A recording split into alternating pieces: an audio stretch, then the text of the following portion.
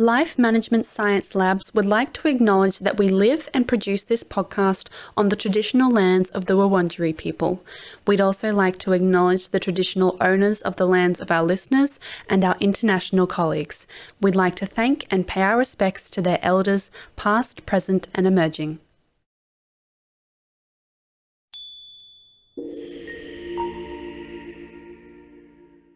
Hello everyone, and welcome to Work in Progress, the Personal Productivity Science Insights podcast produced by LMSL, the Life Management Science Labs.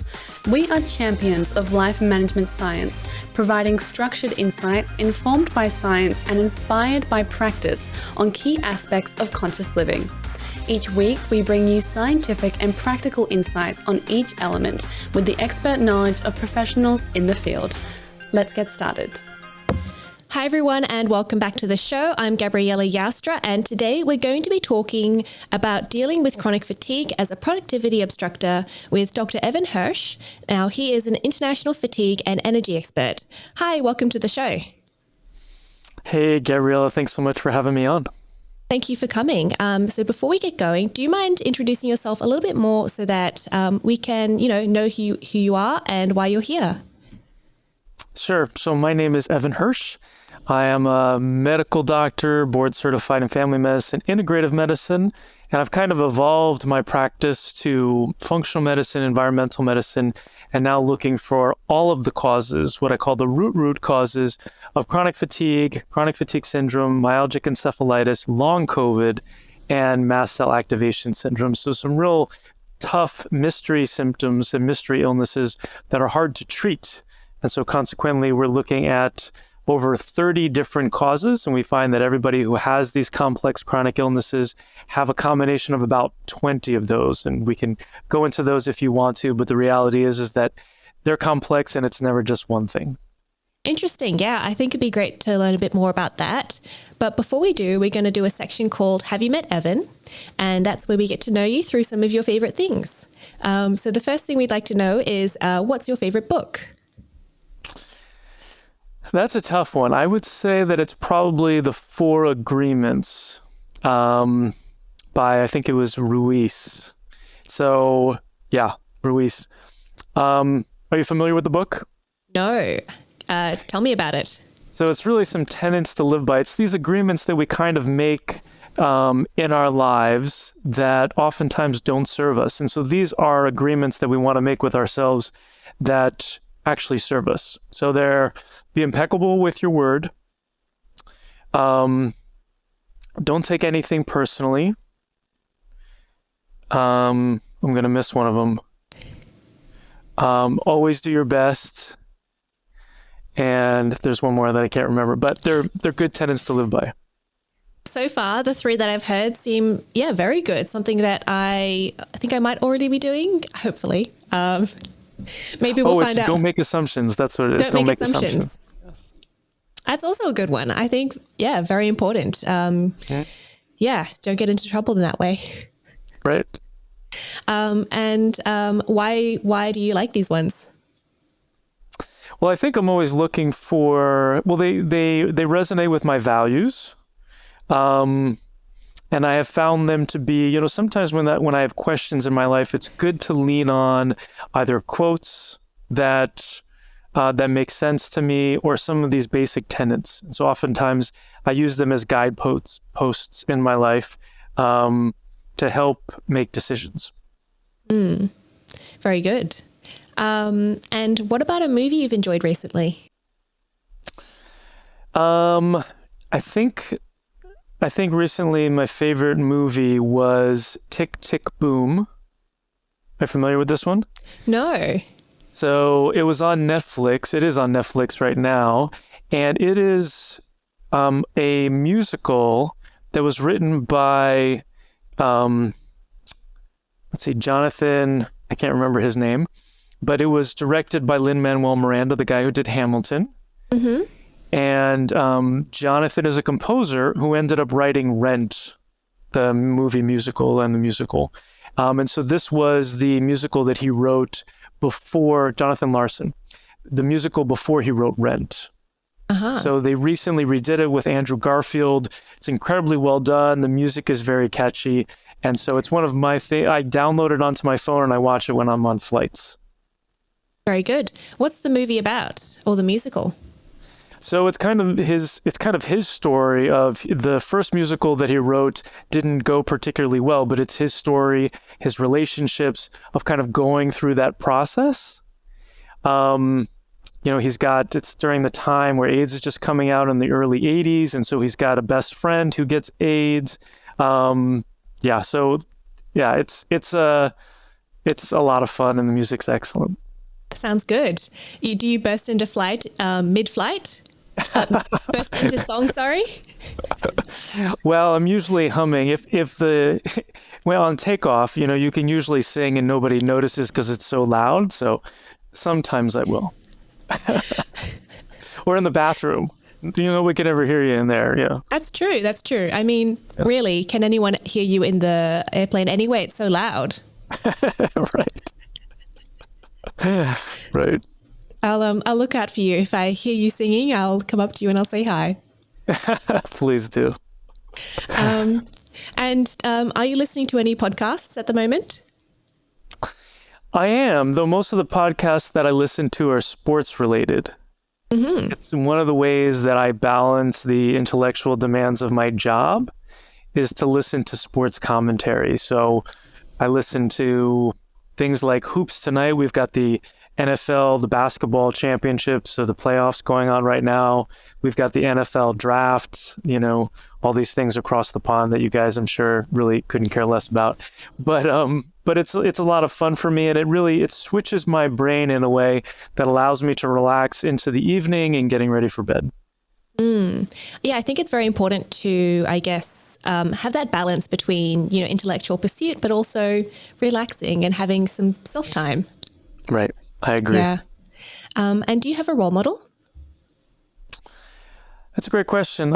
I was thinking about this, and I think that it's probably my dad. And my dad isn't, I run a business, and my dad's not a businessman. My dad is a PhD in organic chemistry, but I think that I look at my dad as a role model for how to be a husband, how to be a father, because he was always there for us kids. And so I really want to make sure that I'm there for everybody in my life. Yeah, I think, having a role model for different areas of your life is very important. And having one so close to home, makes it very easy and, a great role model as well. Yeah. And what about a course that has inspired you?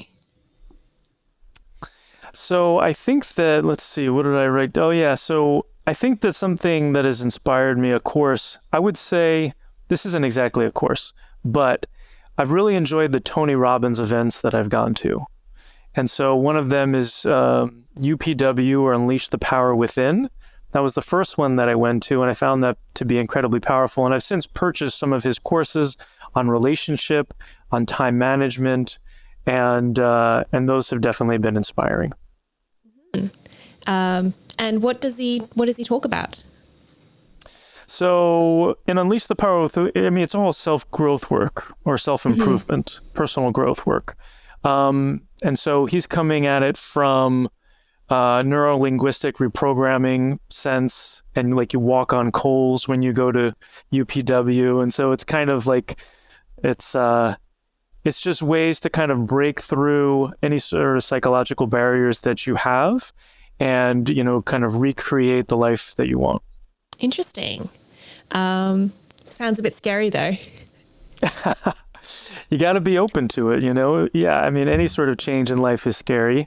You just have to believe that the benefit is going to be worth the pain. Now, it's not painful to walk on coals once you've gone through a process like this, but the psychological pain.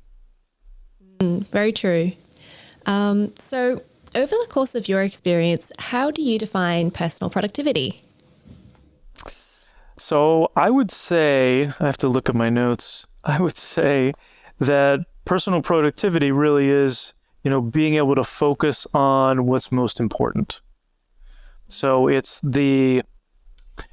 oftentimes at the end of our day, we may think to ourselves, well, what did I do today? And that's usually comes from putting out fires, where you're kind of on your heels all day and you're dealing with what's coming to you, as opposed to being really conscious and really focused on, okay, what is the most important thing for me to work on today, to move my career forward, to move my business forward, to move my job forward. And what do you think people get wrong when it comes to personal productivity? I think that people don't realize that they need to schedule things and that they have to be really conscious about what they're doing from moment to moment. Oftentimes people don't realize how often they're checking their email, and that it is advantageous to, be like, okay, this is the half an hour a day when I check my email. For me, it's like, okay, this is the half an hour a day when I'm going to respond to questions in my online community, or this is the time where I'm looking at Asana,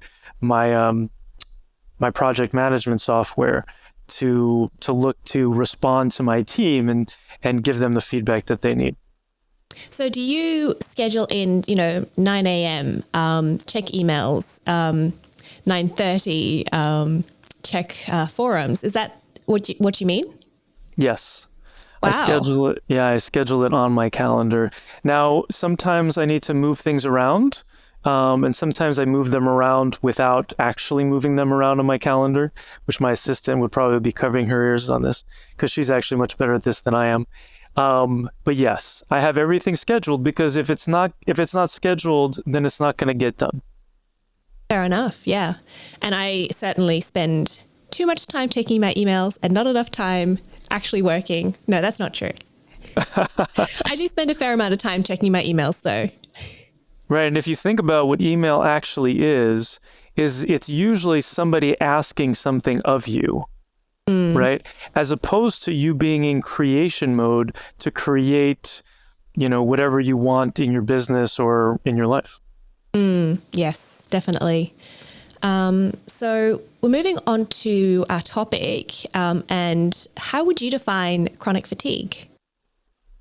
So chronic fatigue is defined as tiredness that's not relieved by rest.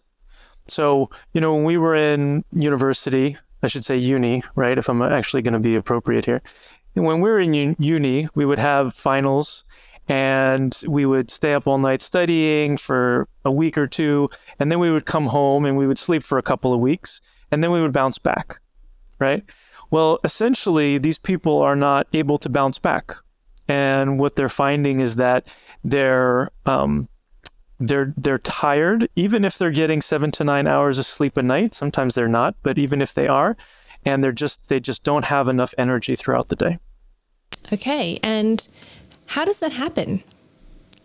So it's really an accumulation of stressors over time. So these could be mental, emotional, or physical stressors. And by physical, that could be things like heavy metal toxicity, chemical toxicity, mold toxicity, infections, trauma, motor vehicle accidents, or like some sort of structural issue that stresses the body.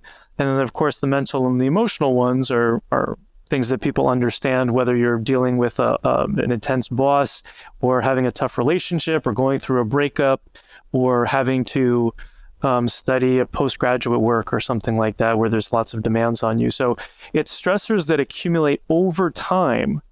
And so oftentimes people don't realize how many of these stressors they're being affected by, but eventually the body is no longer able to deal with these stressors, and it says, okay, time to shut down. Interesting. So what happens after that? So I'm guessing that people can't, do the normal things of their life. How does it influence them? Well, what ends up happening is that their energy is either low throughout the day, or it might crash throughout the day, where let's say they wake up and they feel okay, and then around 10 or 11 o'clock, and then again around 3 o'clock, they just crash. And oftentimes these people are surviving on caffeine or energy drinks, and they think that it's just because they're getting older, which is completely not true. The fact is that there's reasons for everything, and there's reasons why, and the reason is not just because people are getting older. Interesting. So I always imagined that chronic fatigue was, the inability to get out of bed. But are you saying that you can still have chronic fatigue if you're just sort of tired all the time, but you can still kind of do some things? Is that correct? Absolutely, yeah. So there's definitely a gauge. I've created what I call a fatigue scale. And so if let's say, if your energy is like a 5 out of 10, it means that you can get out of your house and you can go to one appointment or something, but then you have to come home and lie down because you're too tired. So most people are kind of living, or the people that we see are kind of like 4, 5, 6 out of 10. But the reality is that it's really subjective in the sense of how much is your tiredness affecting your life. If you can't do what you want to do because you're too tired, that's a problem. If you can't exercise, if you can't get the job you want, you're not going to get promoted because you're sleeping under your desk, right?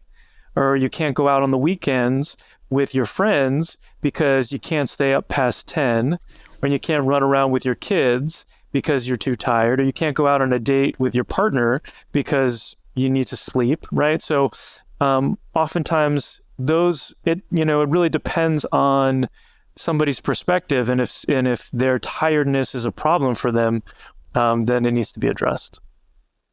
But what about people who are really ambitious and they want to do too many things in one day? They want to survive on 4 hours of sleep and, spend the whole day running around. They might think that they've got chronic fatigue. Would that be true? Well, it depends. I mean, because there's a lot of people who can do that, and some of it is your relationship to your stress. So there's actually been some studies that, if you see your stress as motivating and you don't see it as negative, it's actually not going to negatively affect you physiologically, right? So it depends on how they see their stress. But yes, if they believe that if they have a tiredness that's not relieved by rest and they're kind of pushing through to get through their day and they're surviving on caffeine and energy drinks, then yeah, there's a problem. And what other symptoms do people have, other than just being tired all the time?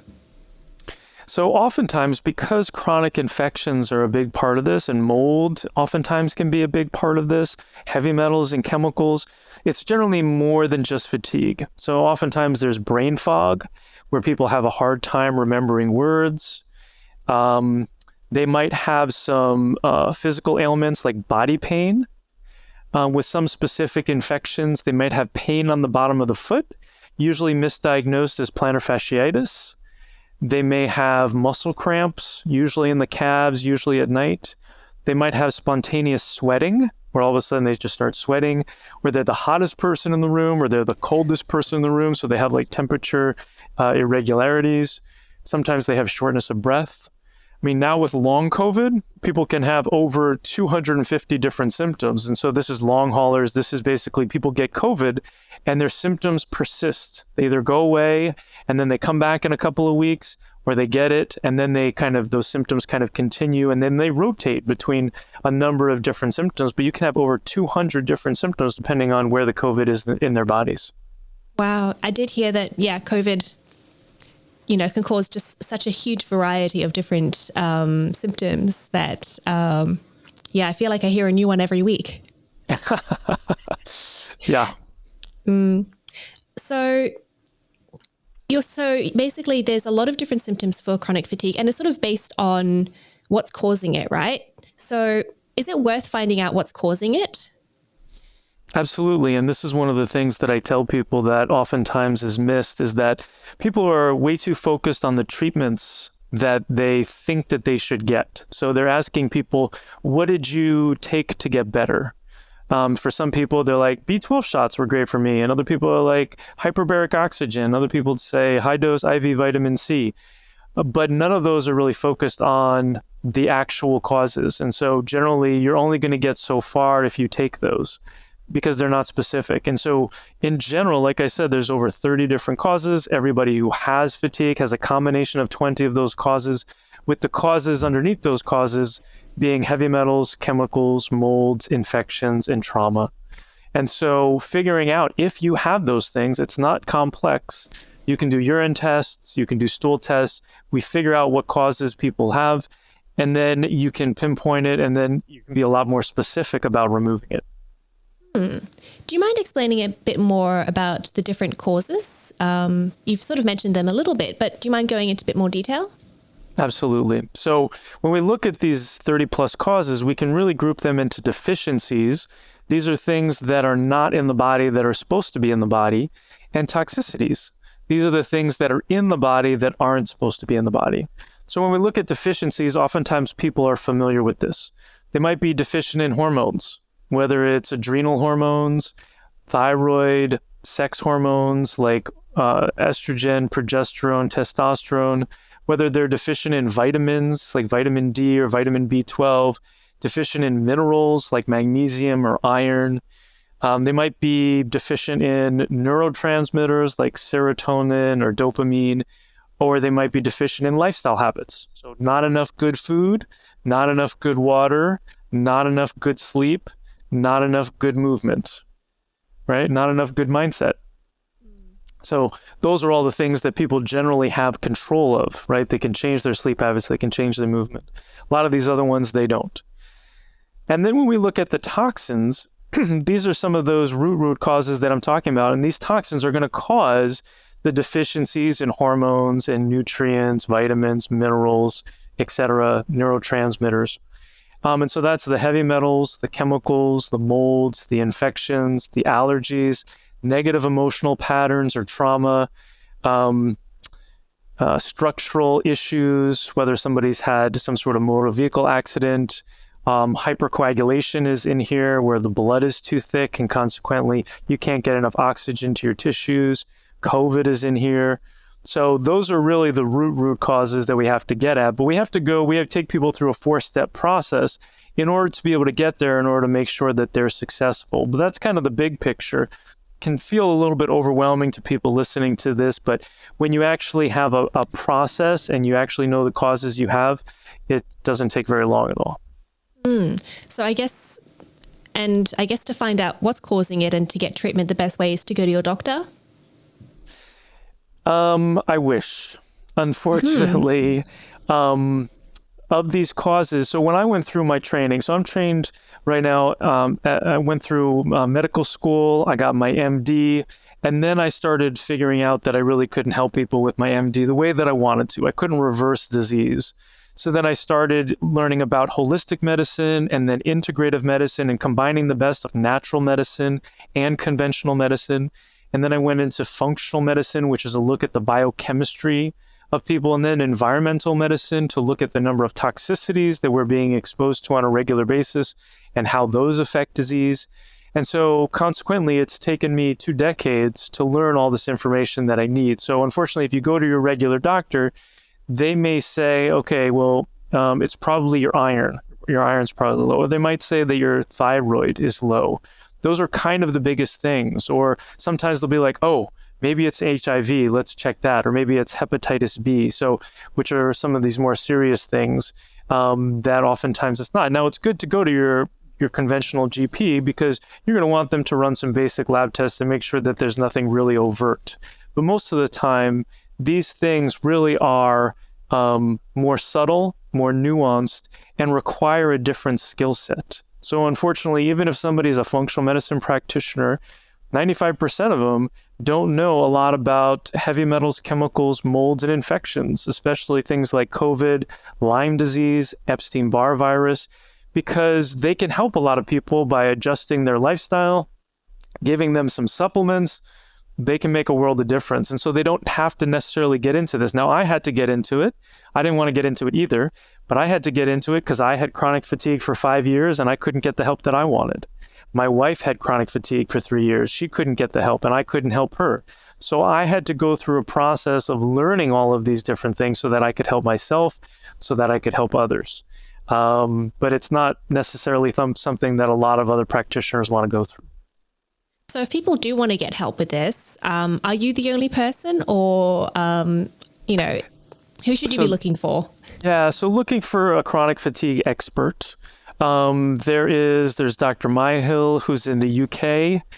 There's me. There's Jacob Teitelbaum, who's in Hawaii. I'm the only one, and I don't know anybody down under, but I'm the only one I know that has international online virtual programs. So we actually have people from 12 countries, including New Zealand and Australia, and the European Union and the UK, Canada, and the States. And we have supplement and laboratory stores in each of these countries so that people can get the support that they need. But what you're looking for is that when you talk to a practitioner, you want to ask them their comfort level in addressing heavy metals, chemicals, molds, infections, and trauma. Because I have heard just, from people around me that people do get chronic fatigue and it really affects them, but they have trouble, finding treatment, finding support, or even being taken seriously, that it's a problem. And a lot of that, and I was going to say a lot of that is, unfortunately, people end up getting medical trauma from those situations where they go to see the doctor and the doctor says, it's all in your head. It's incredibly insulting. And a lot of it comes from the fact that the doctor feels awful that they can't help the person sitting in front of them. So instead of saying, I feel awful, they vomit all over the person. They vomit their discomfort. They go from shame to blame because they feel shameful. They end up blaming the other person and saying, this is all your fault. You're causing this thing. Get out of my office. I mean, I've heard people being kicked out of offices before.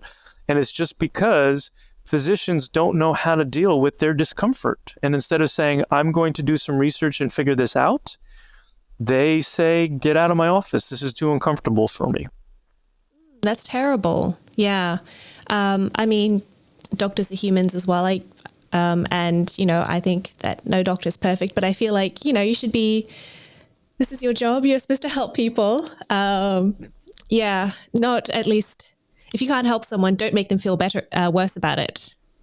Exactly. But they don't realize that that's actually what's happening. It's kind of an internal thing that's happening where they know that they feel uncomfortable and they're sitting in the company with this person, but so much of it's kind of, when you look at different lines of development, when you're looking at people who are intellectually prone, like a physician, they're going to support and foster their intellectual development, but oftentimes other developments like emotional developments get stunted.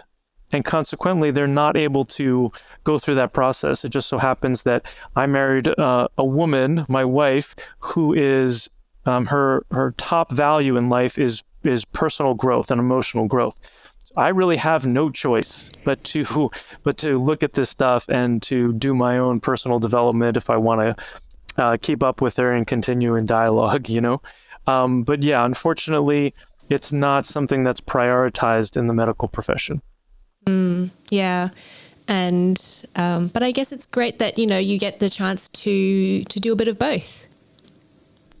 Yeah. And, one of the things that I've realized is that our personal work that we do from the emotional side of things is actually, I believe, the most important work that we do in this life. And so for a lot of the people who are in our programs, using chronic fatigue and using any sort of illness as an opportunity for personal growth, the light has been now shown on you and on you with this illness, and it gives you an opportunity, gives you the fodder for growth.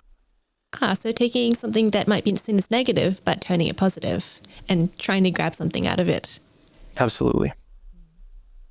So you also mentioned earlier that there's this belief that as you get older, fatigue is normal, people just get tired more, but that's not correct. So do you mind explaining that a little bit more? Yeah. So as humans, we're incredibly adaptable, and we, when we were in high school, oftentimes we had physical education or we were doing more exercise, we were playing sports, we could eat whatever we wanted. And as we get older, our metabolism starts to slow down. We stop exercising. It's no longer built into our routines. And so consequently, the food goes southward because we also get a lot busier and we're not getting good home cooked meals oftentimes, at least in our 20s or so. And we're not drinking enough water because we're busy, and we're not getting enough movement, and we're not getting enough sleep because we're young and stupid, right? And so then these patterns end up continuing, and then we have kids, and then we're really not getting enough sleep. And then we're trying to excel more, and we're kind of pushing through to do better at work because we want to achieve, because we want to please our parents or whatever the reason is. And so consequently, society doesn't really set us up for success over time. There are definitely some societies where what do you do after you eat dinner?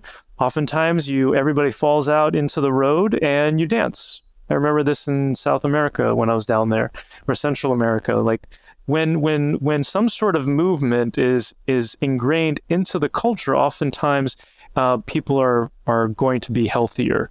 But when it's not, and you have to make a concerted effort for movement, then it becomes, and all these other things that I've talked about, all of a sudden your lifestyle habits are not ideal, and consequently you start to feel worse. So to answer your question, we're adapting, and consequently we think of ourselves as when we were our 22-year-old self or younger, and the reality is that we're like, oh well, we're just getting older. But the reality is that there's a lot of other things that are happening as well. The other example I want to give is myself.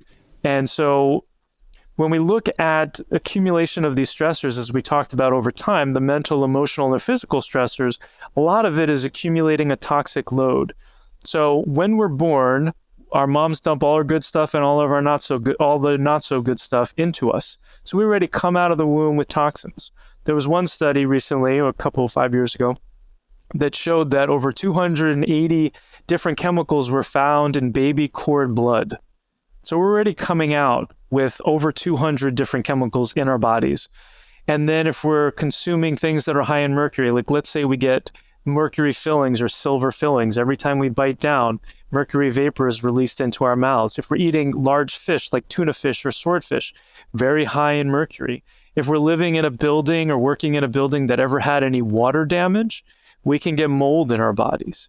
There's over 100,000 pounds of mercury that are dumped into our oceans every year, over 86,000 different chemicals that we're exposed to on a regular basis that we're not supposed to be exposed to, that our bodies can't deal with.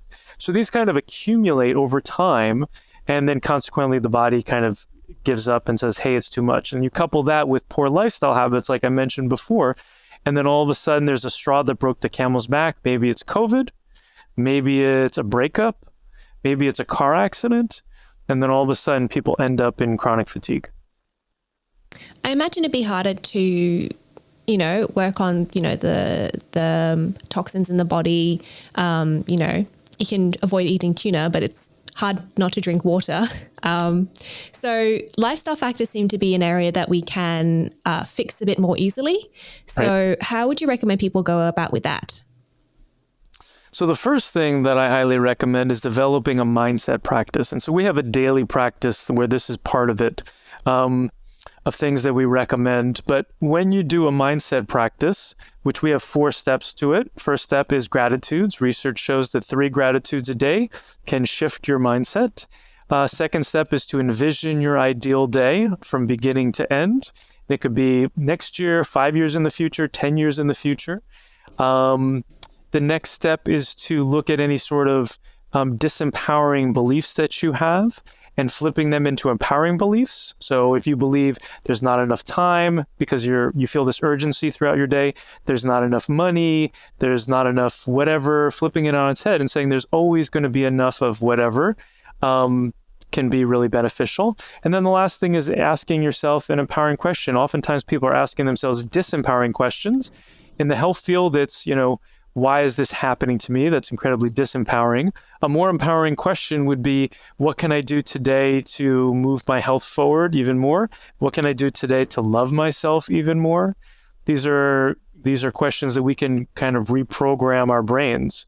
And most of us have had some sort of trauma in our lives, whether it's been really significant abuse or whether it's been something perceived as smaller, like rejection of a peer group, which happened to me a couple of times, which changes the way that you look at the world and consequently makes you more prone to illness and dysfunction. So that mindset's a big component of that. And then the lifestyle stuff, going to bed between 9 and 10 p.m., making sure that the pets are out of that segment of the house so they're not waking you up in the middle of the night. You got to be woken up by a kid. That's one thing, but trying to decrease the amount of interruptions you have, being able to sleep through the night, eating good food that's organic, that's obviously free from pesticides if it's organic, that's avoiding gluten, dairy, sugar, alcohol. Those are kind of the big things we recommend that we see that make people feel worse and that significantly disrupts the energy system in the body. Then there's drinking enough water. So most people need somewhere between 2.5 and 3 liters of water. We want to make sure it's good water. There's actually a site in the States, environmentalworkinggroup.org or ewg.org/tapwater, TAPWATER, where people can go and they can put in their zip code and they can see the toxins that are in their water. And it's amazing how toxic our water is that we're actually drinking. And so oftentimes we're recommending for people to get a distiller. And we have this information on our website under our recommended products if anybody's interested in the exact brand that we recommend. And then there's movement. There's a Goldilocks dose of movement that people really need that will serve them. If they feel worse after movement, it's too much, right? But you want to find a dose that works for you. If you're busy, you want to do 5 minutes of something. Maybe it's jumping jacks. Maybe it's yoga. Maybe it's burpees. Maybe it's running around the block. But you got to figure out what's going to work for you in the amount of time that you have available. So those are just some tips that people can do today. Great, thank you. And for anyone who wants those links that you mentioned as well, we'll put them in the show notes for you so you can find them.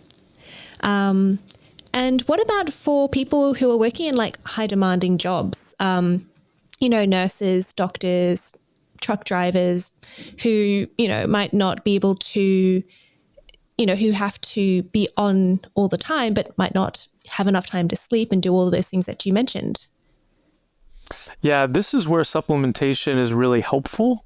And so when we take people through our 4-step process, we replace the deficiencies, even though what you heard me talk about was how these toxins are really the key to everything, the heavy metals, the chemicals, the molds, the infections, the trauma. They're really key to everything, but we can't just go directly at them. We got to make the person as strong as possible first. And so this is a Band-Aid. It's a natural Band-Aid. But what I call the big 3, which is the adrenal gland, which is responsible for producing cortisol, which is our main get up and go hormone. It manages insulin and our blood sugars. It helps with our circadian rhythm, so our sleep-wake cycle. It helps avoid those crashes. Supporting the adrenals, supporting the mitochondria, which produces 70 to 90% of our energy, and supporting our thyroid is the big 3, and it's incredibly helpful. So getting people good doses of that every 3 or 4 hours can make a huge difference in people's lives, where if you don't have a choice and you got to go, this is one of those things that allows you to exist in society without being incredibly worn out at the end of the day or crashing throughout the day. Thank you. So after all of this, if you have chronic fatigue, can it definitely be cured? Absolutely. The question is just how much time does it take? And so that usually has to do with the number of causes that somebody has, the severity of those causes, and then somebody's reaction to treatment. And so each one of those toxins that I talked about generally will take 6 to 12 months each. Now we can treat them all almost at the same time, but all of our programs are at least 12 months. Sometimes it takes people 18 months. Sometimes it takes them 24 months. Sometimes it takes them 36 months. So it really just depends on all those different causes and how fast they're willing and able to come out of your body. Now, if you're living in a moldy environment and you can't get out of that moldy environment, then it ends up taking long on the longer end of things, right? But when you go through a process like this, where you're going to be focused on more causes than you ever have been, your likelihood of success goes through the roof. Great. Thank you. Is there anything that I've missed that you wanted to talk about? I think one of the things that's important for people to note is that of these different causes that we're looking at these 30 plus causes, 75% of these can be determined by symptoms and history alone. So when I have a first call with somebody, I'm already going to know 75% of their causes, if not more. And then the other ones, there's 25% that really need labs. And so some people think that they need to spend, thousands and thousands of dollars in order to get these appropriate labs, but it doesn't have to be that much. So I guess speak to an expert first and determine which labs are necessary, and go from there. Exactly. Great. And what about, what is something that you do, a practice that you do to manage your productivity? So I think that there's a lot of mindset work that I do personally to manage my productivity. I'm constantly asking myself, is this the most important one thing? I don't know if you've heard of that book, The One Thing. It's a great book that talks about productivity. It's then the whole phrase is like, what's the one thing that I can do right now that makes all the other things obsolete? Or what's the one thing that I can do right now in order to make everything else easy? And so I'm constantly asking myself that question. And then I'm working in Asana, my project management software, in order to make sure that that's aligned with what's the most important thing right now. Great. That doesn't seem like too hard for people to do. So thank you for that. I'll be having a think about what I can do. The one thing I can do today. So we do have some questions from the audience. So that's where the audience gets to send them some questions in, and we'll see if you can answer them. So our first question is, how can I differentiate between normal tiredness and chronic fatigue? And when should I seek medical advice? So I would say when your normal tiredness is significantly compromising your way of life, where it's negatively affecting your work, your ability to have relationships, and you're not living the life that you want, then it's time to get medical advice. And our second question is, what lifestyle changes can help manage chronic fatigue, and how can they be incorporated into a busy schedule? So in terms of incorporating into a busy schedule, well, I would say the lifestyle habits would be some of the ones that we mentioned. So sleep, going to bed earlier. I was problem solving with a client today around this, where he was saying, the kids get home and then, I'm making dinner and then I'm feeding them and then I've got to make their lunches. And before I know it, it's 11 o'clock at night. And it's like, okay, well, how can you get creative to move things forward in the day? Oftentimes people have a psychological attachment to having their own time into the evening, and figuring out, okay, well, how do I do that in the context of being with my family? So there's sleep, there's the movement that we talked about, getting your Goldilocks dose of movement, even if it's just 5 minutes. Do jumping jacks for 5 minutes. Do jumping jacks until you can't do any more. And then, water, making sure that you've got a water bottle that you carry around with you, that you're drinking throughout the day in order to get your 2.5 to 3 liters. And then your good food. There's all sorts of different meal plans available now. So if you typed in like paleo meal plan, you can find a place that kind of delivers either the meals to your door and you just heat them up, or they're going to deliver the food. So they're essentially grocery shopping for you with a recipe, and you can go ahead and you can make that food. So there's a lot of ways now to eat better than ever before. And I definitely find that sort of those recipe plans really help, because I spend most of the time going, what can I make with what I have? What should I make today? And that really eats a lot of time that I could actually be cooking and eating and doing things that are actually good for me. Right. And it takes it takes up energy. It takes a lot of creative energy. And some people really enjoy doing that, cooking and whatnot. And for other people, it's really hard. Like, it's incredibly hard for me. It's quite easy for my wife, but she still says, hey, sometimes, I'm holding a lot, and sometimes it's really hard for me to wrap my head around, okay, well, what am I going to cook today? So we've also come up with a number of meals that really serve us. And so we can rotate through those. And so we know that we have options. Yeah, it's always good to have that one go-to stir fry. Right. Well, and, right now, I think tonight we're having gluten-free and dairy-free macaroni and cheese with hot dogs and, I don't know, something else. But it's, and then spinach. So we're getting our greens, but we're also having like some comfort food. We're getting our meat. And so, you can still, if you're like, okay, how do I go gluten-free and dairy-free and sugar-free and alcohol-free? Well, oftentimes you just have to change that thing that you're already making and just get it gluten-free. So gluten-free pasta, gluten-free bread, sometimes it's too much to give up everything.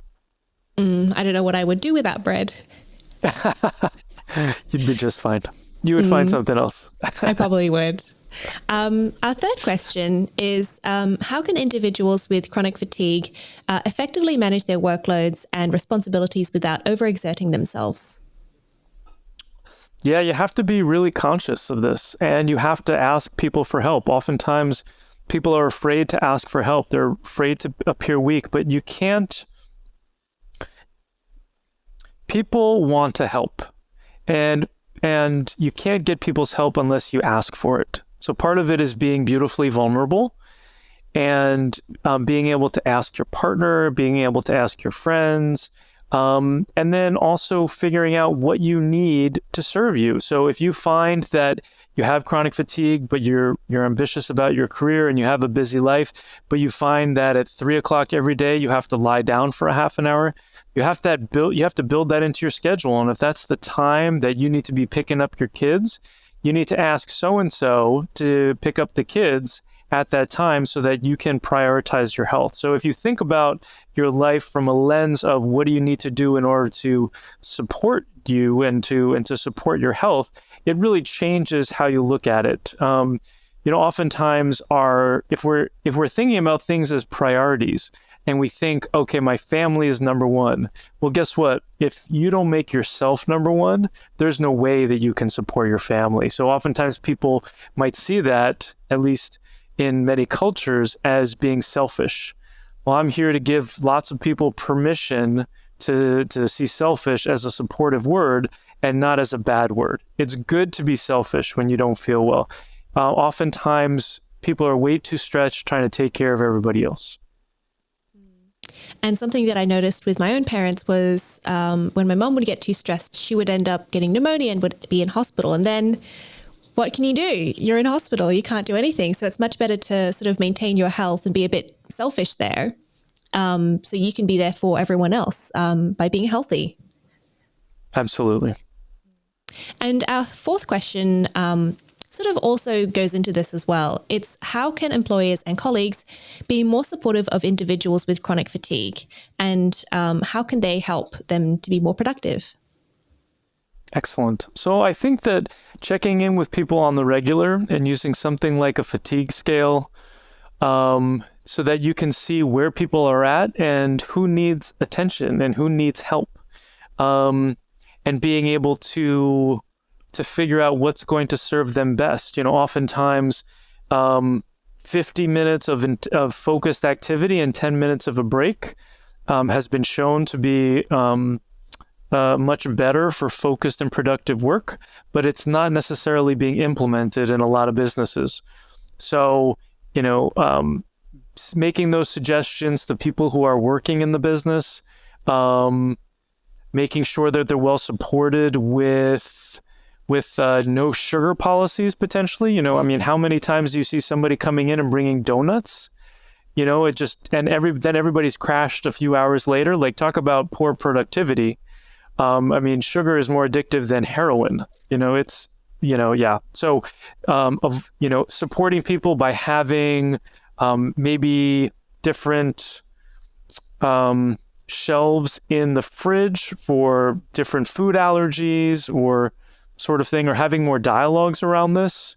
How can we be a healthier organization? How can I help support the health of my employees? Because the reality is, the healthier that they are, the more productive they're going to be and the better the business is going to be. And so implementing these things, but you have to believe it to see it. Instead of you have to see it to believe it, you have to believe it to see it. You have to realize that that when you start to implement these things, that so many things get better. So if you just made the lifestyle changes that we talked about today, and you notice it in your own life as a business owner, and then you can go and you can encourage people, maybe even give them incentives. Like we have some insurance companies in the States, they'll give incentives for people who go to the gym or who cut out sugar or decrease their glucose on their blood sugar monitoring or anything like that. So there's a number of different, those are just some ideas that I have. And some of the things that I do with people who are my employees, where I'm checking in with them. How's your workload? How can I help you manage things? Let's talk about how to make this, I don't want you working past time that you were supposed to. I had an employee yesterday who thought that he had to get something done yesterday. And I said, if it's quitting time and you think you have to keep working to get something done, I want you to message me and ask me, how important is it for me to get this done? And I'll say 9 times out of 10, you can get it done tomorrow. So it's just important to have this communication with your employees. I think that's really great as well, that you're so open with your employees, with the communication and what you expect with them. Because I think, particularly as a new employee, it can be very scary. You have to get something done and you have to get it done now. And that can lead to a lot of, overtime and stress. Absolutely. Well, I think that over communication is key in business relationships. A lot of people are like, oh, I don't have to communicate this thing or whatever it is, but you can always over communicate, and then you can be course corrected if the person's like, hey, you're telling me too much. But over communication is key. That's great advice. Thank you. So our open mic section is a chance where you get to talk about something that you're passionate about, and it doesn't have to be related to our topic today. Did you have something in mind? Well, I think I will talk about fun, and it is kind of related to our topic. So I recently had somebody on my podcast who was talking about joy and how important having a joy practice is. And we actually have people in our program having a fun practice where every single day, you have a list of things that you find fun in life, and every single day you do one of them. You make sure you do one of them. And so for me, one of these things is singing. And so I love to sing. I enjoy singing. And I want to improve my singing. So I actually have a singing coach. And so I meet with her every single week. And I encourage people, whatever you want to do in life, get a coach. And you want to get better at piano. What do you hire? You hire a piano coach or a piano teacher. You want to get over your chronic fatigue, you hire a fatigue coach like me, right? So, but for me, singing is fun, and so I do it every day. It's also really relaxing for me. It's something that I did before I got on this call because it increases my energy, and it kind of puts me in a state where I'm ready to perform and I'm ready to be articulate. It puts me more into my parasympathetic, which is more relaxing. By taking these deep breaths, there's really lots of benefits to singing. And so I encourage people to do something fun every day. And for me, that's singing. Thank you. I love that. Yeah, I think I do try and do something fun every day, but it can be hard, particularly when, particularly busy. But singing is a very easy one, I think, even if you just do it in the shower. Absolutely. And it feels good most of the time. And, my daughter wasn't feeling good yesterday, and, she just social stuff at school and whatnot. And I said, well, what can you do to change your state? Can you go in the bathroom or you're in your bedroom and sing or scream into a pillow or whatever it is? You need to find tools so that you're resourced and you can reach for something when you're struggling in a particular situation. Yeah, that's great advice. Thank you. So if our listeners want to find out more about you, where can they find you? So I'm at EnergyMDMethod.com, and there's a little button down the right-hand side of the page where you can actually text me directly. Wow. No matter, and you can text no matter where you are in the world. Well, I shouldn't say that. You can't text certain parts of the world, but for most of the English-speaking world, I can text with you. And so that's if you want to start a conversation. We do have free 20-minute calls with me to see if you're a good fit for one of our programs. And then we're also on social media everywhere, and we have a free Facebook group that you can be a part of if you want. And then we also have, if you go to that website and you click on Learn, you can see we've got a bunch of quizzes and handouts to help you determine what are a lot of your different causes, so that you can then, once you have that information, then you have the power to figure out how to fix those causes. Great, thank you. And we'll put those links and website addresses in the bio, so show notes, so people can find you easily. Did you also say that there was a gift? Oh, yes, there's a free gift too. So fortunately, I've had a best-selling book on Amazon, and if you want a PDF of that book, I'll give you the link, and you guys are welcome to download that. Great, thank you. Yeah, we'll make sure that's all in our show notes. Thank you for that. And thank you for joining me today. It was really great to talk to you. Lots of things to think about. Thanks so much for having me on. Thank you. You have been listening to Work in Progress, the Personal Productivity Science Insights podcast produced by the Life Management Science Labs. Listen to episodes from LMSL's 10 Life Management Perspectives on Apple Podcasts, Google Podcasts, Spotify, YouTube, or other podcasting apps on your smartphone. If you enjoyed this episode, please consider rating our show, sharing it, and subscribing to our channel, as it helps others find us and us grow to bring you more quality resources. More of our work can be found on our website at pp.lmsl.net, where you can join our movement. I'm Tia Harmer. Thanks for tuning in.